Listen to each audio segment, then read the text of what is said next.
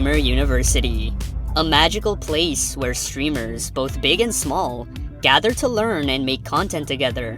The opportunity of a lifetime, but also a vortex of dysfunction. Agent got flour poured all over his face. But how did we even get here?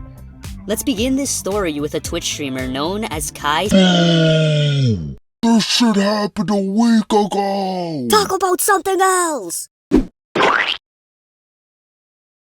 Alright, hopefully that joke was funny enough to distract you from the shameless redundancy of this video.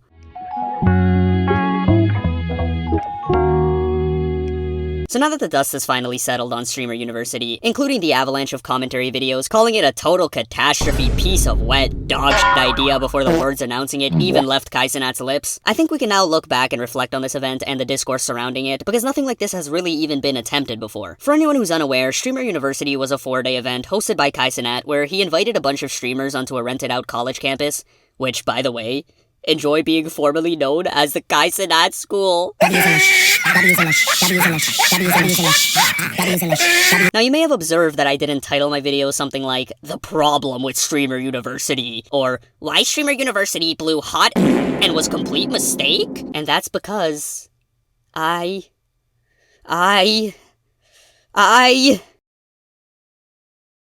enjoyed Streamer University.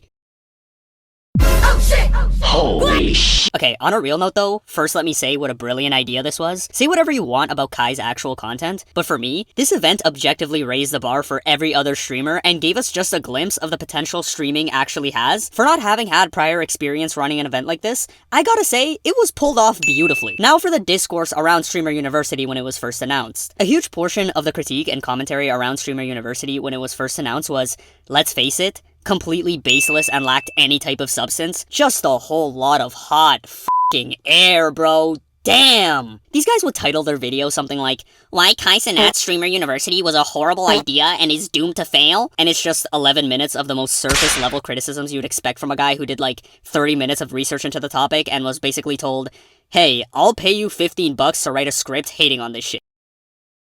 What? You want me to just like, hate on this? I don't really care about it if I'm being honest.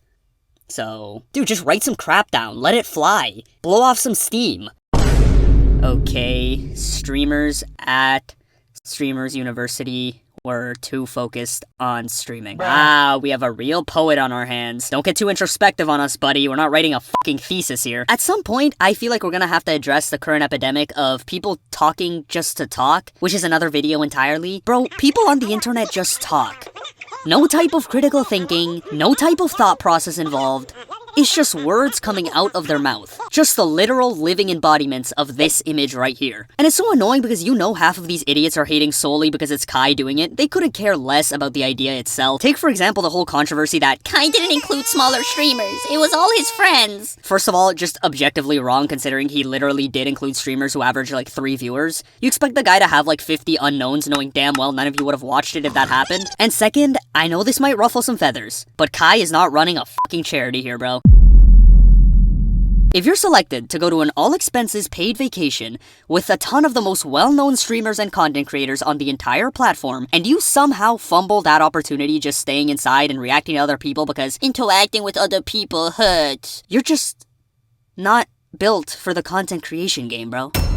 As horrible as it is to say, you are just not built for it, and that is 100% okay. Listen, there are 2 things that everyone obviously has to consider. Number 1, no matter what you think, there is gonna be a weird invisible hierarchy between the streamers. Regardless if they all seem nice on camera, viewers don't know who is actually approachable behind the scenes, and if you're a smaller or lesser known creator, I get why it's intimidating. It's difficult to interject yourself or try to create an interaction with big streamers, knowing most likely you're either gonna get egoed or the interaction is gonna seem awkward or cringe. But on the flip side, if you want it bad enough, you will make that shit work. This isn't like a one-day networking event where everyone else there is already grouped up and clearly out of your league. You had 4 days where big and small streamers were told they were on equal footing.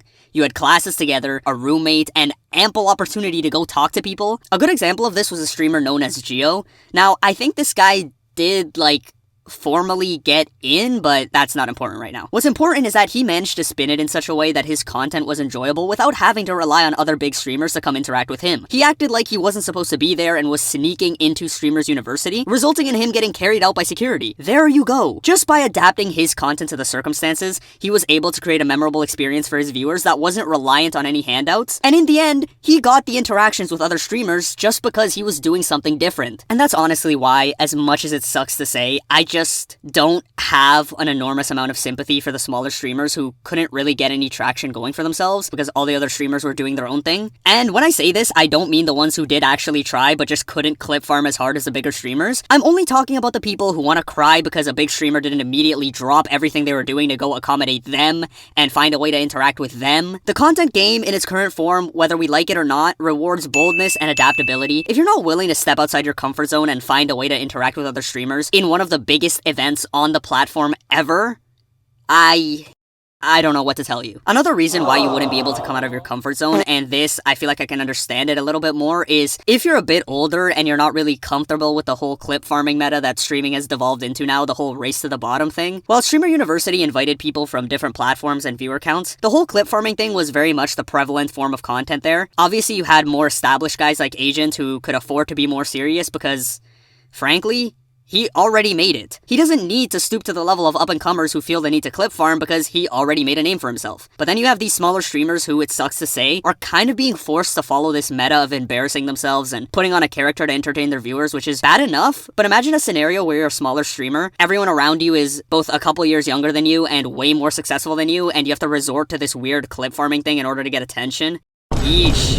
It's depressing just thinking about it. Anyways, I digress. Damn, did we get off topic. The opposite side of the spectrum to the guys whose opinions on this hold all the substance and nuance of an especially wet fart are the people who wrote these philosophical think pieces contemplating the nature of Streamer University as a microcosm of society at large and a relationship with— Oh, brother, will you shut the fuck up? Tell me, who's worse? The people with a mouth on full and brain on empty, or the people who put this stupid fake intellectual veneer on all their rehashed criticisms of whatever is currently popular? As much as I hate this phrase, if it fits, it fits.